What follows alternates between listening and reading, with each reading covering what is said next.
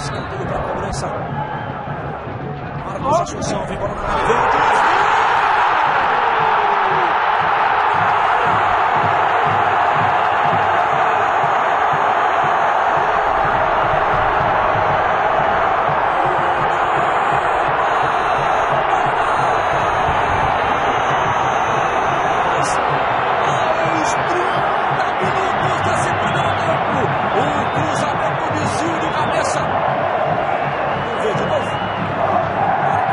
O toque do Chico de cabeça. O Kleber também disputou. Vamos ver, ó. O último toque do Chico, do zagueiro do Atlético também. Resta saber para quem que o Péricles Bassols vai dar o gol. Comemorando o torcedor do Palmeiras. Comemora Chico, ex-jogador do Atlético da marca dos 30 minutos.